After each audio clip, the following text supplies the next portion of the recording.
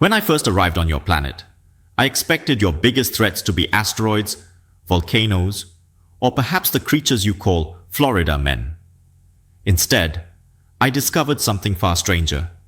Humans can turn trade rules into weapons and can destabilize entire continents with nothing more than a tariff announcement. From my extraterrestrial perspective, Earth's weather may feel chaotic, but your global economy makes hurricanes look organized. And as I settled somewhere in the United States, blending in, paying taxes, buying your overpriced coffee, I noticed something most humans don't see clearly yet. The world is shifting its balance of power right under your feet. Countries that once depended on America are quietly stepping back. Nations that were once considered secondary players now hold the financial leverage. Old alliances are fraying, new blocs are rising, and the rules that shaped the last 70 years no longer fit the next decade. If the United States is entering a new era of economic confrontation, the question isn't whether the world will react. It's whether Americans understand how dramatically the ground is moving beneath them.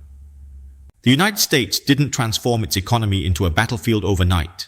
It happened slowly, through a series of decisions that treated global trade less like cooperation and more like combat. For decades, America relied on a system where its currency, its consumer market, and its political weight made other countries tolerate almost anything. But once tariffs, sanctions, export controls, and national security labels became routine tools instead of rare exceptions, the entire global marketplace began to recalibrate. What used to be predictable suddenly felt volatile. A single press conference could move billions. A single signature could shut down supply chains from Asia to Europe, and a single political shift could turn a trading partner into a strategic threat. Businesses around the world were forced to ask a question that would have been unthinkable 20 years ago. Is America still a reliable place to sell or buy? The problem isn't just that tariffs make goods more expensive, it's that they signal something deeper. A nation willing to weaponize access, punish competitors, and pressure allies with little warning. Once you show the world you are willing to use your economy this way, everyone reacts by protecting themselves. Countries begin diversifying where they buy raw materials, who they trust for technology, where they store their currency reserves, and how much exposure they will allow to a system centered on Washington. Even longtime allies, from Europe to East Asia, now build backup plans in case American politics swings sharply again. For foreign governments, the question isn't whether they support the US, many still do, but whether they can afford to depend on a partner whose policies reverse every few years. Investors also notice the instability, pulling money from sectors vulnerable to political decisions and redirecting it toward regions where economic rules don't change with every election cycle. What emerges is a world slowly shifting from one dominant economic hub to many competing power centers. The US still holds immense influence, yet its actions have unintentionally encouraged other nations to create parallel systems that don't rely on American approval or access. And the irony is striking. In trying to protect its own economy from real and imagined threats, the US pushed the rest of the world to seek alternatives. Once a country begins designing supply chains, financial networks, and long-term agreements that avoid the United States, bringing that trust back becomes far harder than imposing a tariff. The battlefield America built wasn't intended to weaken its position, but the global response suggests that is exactly what may be happening. The rise of BRICS is not a sudden phenomenon. It is the result of 2 decades of countries quietly preparing for a world where the United States is no longer the unquestioned center of gravity. When Brazil, Russia, India, China, and South Africa first aligned, most Western analysts dismissed the group as symbolic, a loose coalition with too many cultural, political, and geographic differences to ever challenge the established order. But while the West debated whether BRICS mattered, the BRICS nations built development banks, coordinated investment strategies, expanded currency swap lines, and crafted a long-term plan to reduce dependence on the dollar. What makes their emergence powerful is not just size, though collectively their population dwarfs the G7. It's the combination of capital, manufacturing capacity, natural resources, and an increasingly unified diplomatic stance. China brings infrastructure money, Russia provides energy and minerals. India offers workforce and tech capacity. Brazil contributes food and agriculture. And South Africa anchors regional influence across the African continent. More nations are lining up to join, not because BRICS is perfect, but because it offers something the US-led system no longer guarantees: stability, predictability, and financing without political strings. For countries in Africa, Southeast Asia, Latin America, and the Middle East, BRICS represents a chance to escape a cycle where loans, trade deals, and partnerships depend on the shifting mood of Washington or Brussels. As American tariffs, sanctions, and currency pressures became more erratic, BRICS positioned itself as the patient alternative, building what economists call parallel architecture. New payment systems, new investment banks, new diplomatic forums, even discussions about new commodity pricing systems that could one day challenge the dollar's dominance. The more the US uses its financial system to punish rivals, the more the world quietly invests in routes that bypass it entirely. And the numbers now reflect that shift. Foreign investment from China into developing regions has surpassed US levels in multiple sectors. BRICS GDP, adjusted for purchasing power, exceeds that of the G7, and trade between BRICS members increasingly settles in local currencies. The symbolism is profound. Countries are preparing for a world with multiple financial poles instead of one. What Americans often misunderstand is that this shift isn't driven by anti-US sentiment as much as by risk management. Nations simply cannot base their economic future on a partner who may reverse direction every election cycle. BRICS offers a hedge, a backup system, and increasingly a primary network. It is not replacing the West, but it is reducing the West's monopoly. Power is decentralizing, and once that process begins, history shows it rarely reverses. The global map is being redrawn, not with borders, but with trade routes, investment patterns, digital payment systems, and long-term political alignments that reflect a new reality. The world is no longer organizing itself around American decisions, but around its own need for balance, security, and independence. China's Belt and Road Initiative is often misunderstood as just a giant construction project, a globe-spanning effort to build ports, highways, rail networks, pipelines, and digital infrastructure. But its real power comes from the one thing China possesses that the United States struggles to match: time. Beijing thinks in decades, sometimes generations, while Washington thinks in election cycles. When China funds a port in Pakistan, a railway in Kenya, or a fiber optic network in Central Asia, it isn't betting on next year's political climate. It's shaping the world it expects to operate in by 2050. These projects tie economies together, build long-term dependence on Chinese financing, and create trade routes designed to bypass geopolitical choke points dominated by the West. Meanwhile, American foreign policy often resets every 4 to 8 years, swinging between cooperation, confrontation, and indifference depending on who holds office. Diplomats around the world quietly joke that negotiating with the US requires 2 agreements, one for the current president and another for whoever replaces him. By contrast, China offers a consistency that, even when criticized, is predictable. Governments know what China wants: infrastructure contracts, resource access, market integration, and political alignment. They also know China won't cancel a project because of a domestic political feud or a shift in voter mood. The Belt and Road succeeds because it replaces short-term aid with long-term influence. Each bridge or port is not just infrastructure, but a geopolitical anchor. What's remarkable is how deeply this strategy reshapes the balance of power. Countries that once relied on Western loans now turn to Chinese banks because repayment terms align more closely with long-term economic growth rather than short-term political compliance. And while some critics argue Belt and Road creates dangerous debt traps, many nations still prefer those risks over the uncertainty of dealing with Western systems that can change overnight.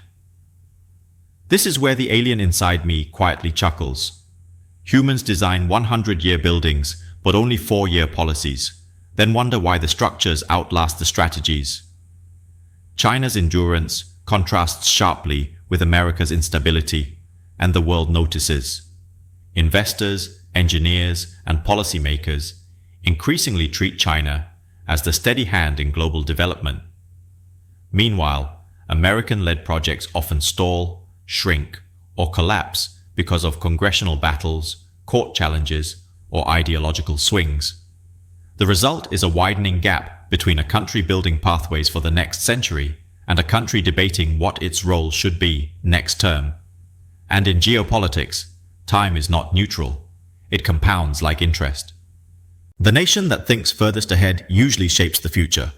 And right now, China is planning on a scale that leaves the United States playing catch-up rather than leading. The modern geopolitical contest isn't fought with armies marching across borders. It's fought with contracts, supply chains, and the quiet scramble for the materials that make advanced economies function. Rare earth elements, tungsten, lithium, cobalt, nickel, copper. These minerals are the foundation of everything from smartphones to electric cars to missile guidance systems. And unlike oil in the 20th century, which created a single dominant region of influence, these resources are scattered unevenly across Africa, South America, Central Asia, and parts of Southeast Asia. That fragmentation has triggered a new era of imperial behavior disguised as investment. The United States, China, Russia, and the European Union each push for access, but the strategies couldn't be more different. China secures mines by building roads, railways, and power stations around them, tying local economies to its long-term orbit. Russia uses energy deals and security partnerships. The US, meanwhile, often relies on private companies backed by political pressure, sanctions, or strategic promises that change depending on who sits in the White House. What's emerging is a world where minerals are no longer just commodities, they're leverage. Countries with cobalt reserves in the Congo or lithium fields in Bolivia suddenly hold bargaining chips that can determine the future of electric vehicles, battery storage, and entire technological sectors. For smaller nations, it's both an opportunity and a trap. Partner with the wrong global power and risk being swallowed by debt or political interference. Refuse to cooperate and risk being bypassed as competitors move ahead. For major powers, the stakes are existential. Whoever controls the supply chains controls the future of industry, warfare, and economic growth. And unlike previous eras, this contest is unfolding under intense time pressure. As climate targets accelerate and digital infrastructure expands, demand for these materials is exploding faster than production can keep up. This is why nations behave as aggressively today as colonial empires did in the 19th century. Back then, the British scoured the world for cotton. Today, superpowers scour for lithium. Back then, empires built ports to extract raw goods. Today, they build entire digital corridors and energy grids to secure minerals. The methods evolved, but the motivations didn't. And the countries in the middle, Kazakhstan, Chile, Zambia, Indonesia, Mongolia, understand their new role. They are no longer passive resource providers, but key players in a global standoff. Yet the greatest risk is that this competition deepens instability. As each superpower tries to secure exclusive deals, nations may become battlegrounds for influence, corruption, or internal conflict. The new imperialism doesn't plant flags, it plants investments, and the consequences last just as long. The world's future, in many ways, depends on whether nations can pursue resources without repeating the same destructive patterns that shaped centuries of conflict. One of the most destabilizing features of the American system is the extraordinary speed at which its leaders can make world-shaping decisions without long-term planning. Unlike countries that operate through multi-decade strategies, the United States grants its president immense unilateral power over tariffs, sanctions, military posture, and trade rules. That means a single individual, often under pressure, often thinking about domestic politics, sometimes reacting to cable news clips, can alter global supply chains or ignite diplomatic crises overnight. This cowboy leadership style is celebrated in American culture as decisive and tough, but in the international arena, it often lands as impulsive and erratic. Allies hesitate to commit to long-term deals. Competitors prepare for sudden shocks. Businesses scramble to adjust to new rules that might be reversed in a year. Whether it's imposing tariffs on major trading partners, threatening military action, or tearing up agreements signed by previous administrations, the pattern is the same. Speed replaces strategy. From my alien perspective, the strangest part is how humans can spend weeks debating whether to upgrade a phone, but make trillion-dollar economic decisions faster than they microwave leftover pizza. And while unpredictability might feel like strength to domestic audiences, globally it registers as vulnerability, because countries that cannot maintain consistent policy lose influence over time. International partners begin creating backup pathways that do not rely on US cooperation, while rivals exploit the inconsistency to expand their own influence. Even internally, the short-term mindset prevents the US from addressing deep structural issues: declining infrastructure, industrial hollowing, supply chain fragility, because each administration prioritizes symbolic wins rather than durable reforms. Meanwhile, nations like China, India, and Russia play on longer timelines, absorbing short-term costs in exchange for decades-long positioning. The result is a widening gap between America's political tempo and the world's economic reality. Markets need predictability. Alliances need stability. Businesses need clear rules. Trade networks need consistent signals.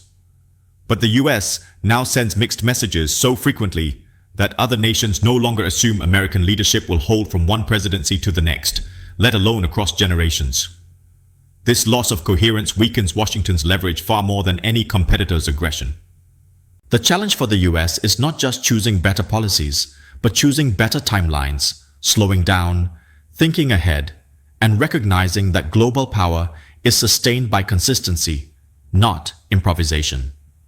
Without that shift, America risks becoming a reactive force in a world increasingly shaped by those who plan, invest, and strategize with patience. For nearly 2 centuries, the United States treated the Western Hemisphere as its exclusive sphere of influence, a geopolitical shield known as the Monroe Doctrine. It wasn't just a policy, it was a quiet assumption baked into American strategy. Rivals stay out, Washington decides the rules, and Latin America remains a US-dominated neighborhood. But the world has changed faster than that doctrine could survive. Russia now deploys naval assets, energy agreements, and military advisors across the Americas, signaling that it no longer recognizes US geographic red lines. China has moved in even more dramatically, becoming the top trading partner for much of South America, financing ports, mines, and digital networks from Argentina to Panama, and negotiating security cooperation with countries that once relied solely on Washington. What makes this moment historic is not simply that outside powers are entering the region, it's that the US can no longer push them out without risking escalation or economic retaliation. The old rulebook assumed America held overwhelming dominance. The new landscape shows a fragmented power system where regional loyalty is no longer guaranteed. Latin American governments, frustrated by decades of inconsistent US policy, are welcoming investment and partnerships from competitors who offer infrastructure, financing, and long-term agreements without political lectures. Countries like Brazil, Mexico, and Venezuela see the rise of a multipolar world not as a threat, but as leverage. More bidders for their resources, more options for development, more independence from Washington's pressure. The symbolism is striking: a Russian ship docking in a Caribbean port, a Chinese-built surveillance system operating in a Central American capital, a South American leader signing agreements that openly defy US preferences. These actions don't just challenge American influence, they signal a collapse of the psychological boundary that once protected US dominance. And what emerges in its place is a region reorganizing itself according to economic opportunity, rather than historical allegiance. For the US, this shift is not just a diplomatic inconvenience. It reshapes national security, trade flows, and the balance of global alliances. When competitors gain footholds in the hemisphere, they gain access to shipping routes, critical minerals, and political alliances that once formed the backbone of American power projection. This erosion is gradual but unmistakable. Bit by bit, the Western Hemisphere is no longer America's uncontested backyard, but a contested frontier in a wider global competition. And once a geopolitical boundary is broken, restoring it becomes nearly impossible because nations that discover new partners rarely return to old dependencies.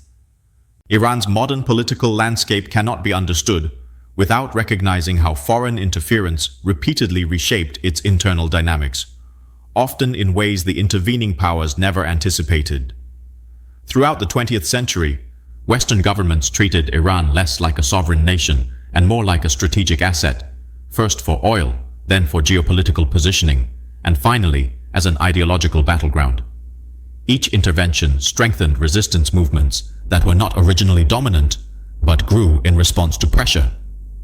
The early Western-backed coups weakened democratic institutions and emboldened factions that saw foreign influence as the central threat to national identity. Over time, religious leaders ascended because they could mobilize the public against outsiders. But alongside them, another movement developed, a secular, socialist, and often communist tradition rooted in labor organizing, intellectual circles, and anti-imperialist activism. This movement, though suppressed heavily, left deep cultural and political footprints that endure even today. What's happening now is that renewed global rivalry, especially between the US, Russia, and China, risks reopening those old ideological currents.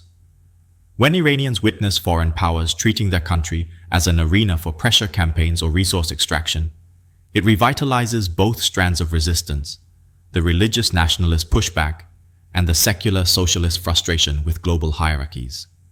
And unlike in the past, these movements now operate in a world where alternative power centers exist.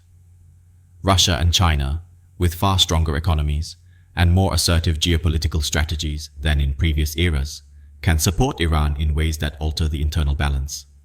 Economic partnerships, energy deals, military coordination, and digital infrastructure programs create lifelines that help Iran withstand Western sanctions while also empowering opposition factions that view multipolarity as a path to sovereignty. This dynamic complicates American and European strategies because pressure that once forced concessions now encourages Iran to deepen its ties with non-Western blocs. The unintended consequence is that external pressure not only strengthens the ruling establishment's narrative of resistance, but also gives space for older secular ideologies to re-emerge, reformulate, and seek relevance in a system increasingly defined by global competition. When great powers behave imperially, whether through sanctions, covert actions, or attempts to shape internal politics, they often trigger the very forces they hope to suppress.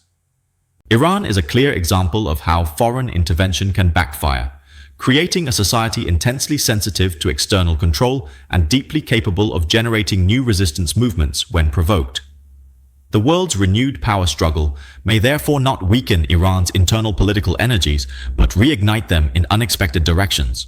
The world emerging in the 2030s will not be defined by a single superpower, but by a mosaic of competing centers of influence, each shaping global rules in different ways. Instead of one dominant system, countries will navigate between American, Chinese, European, and regional blocs depending on what best serves their economic and political interests.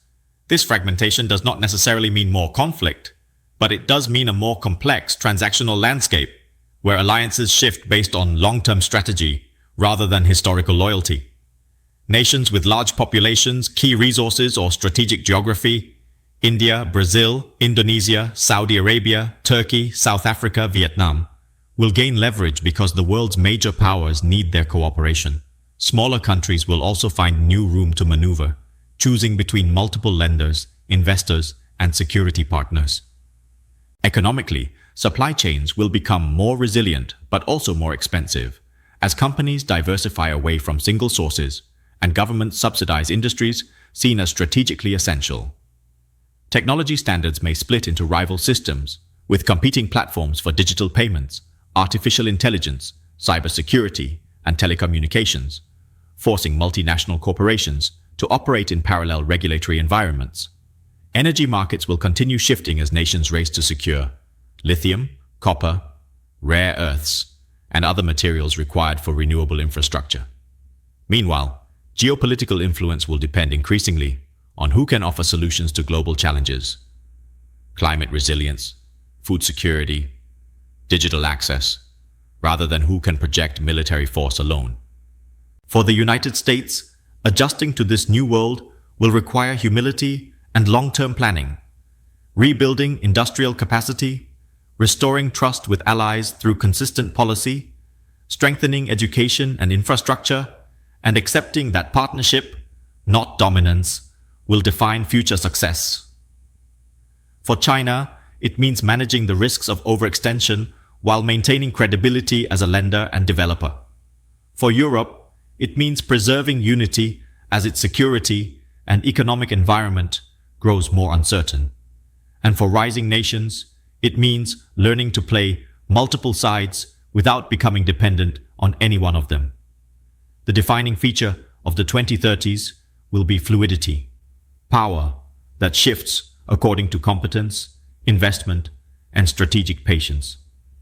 If the last century rewarded countries that could project strength, the next one will reward those that can build networks, sustain commitments, and plan beyond electoral cycles. History is not ending. It is rearranging itself, and the nations that thrive will be the ones that understand the map no longer has a single center. Instead, it has many, and each is competing to shape the rules of the future. As the world shifts into a new era, the most important question isn't which superpower will dominate, but which realities ordinary people are preparing themselves to face. Global change doesn't announce itself with grand speeches or breaking news. It seeps quietly into the price of groceries, the stability of jobs, the reliability of supply chains, and the choices governments make when their old assumptions no longer hold. Americans and people everywhere now live in a world where the future will not be shaped by a single narrative, but by the intersections of multiple rising powers, competing economic systems, and rapidly evolving technologies. And in this new landscape, the real challenge is not predicting who wins, but understanding how to adapt, how to build resilience in communities, how to strengthen institutions that matter, how to demand leaders who think beyond the next election cycle. The coming decade will test every country's ability to navigate complexity, uncertainty, and fluid alliances. But it will also offer opportunities for those who recognize that power today comes from strategy, cooperation, and long-term vision rather than sheer dominance. From my alien perspective, what stands out most is that humans have always survived by imagining futures bigger than their fears. Your species built civilizations in deserts, invented tools that reshaped continents, and connected the world through ideas long before it connected through cables. That same creativity is what will guide you through the next global transformation. So the question becomes deeply personal. What world are you preparing for? One where you cling to the past, or one where you learn to navigate the future as it truly is? Multipolar, competitive, interconnected, and full of choices that will define the next generation. The shift is already happening. The only thing left is how you respond to it.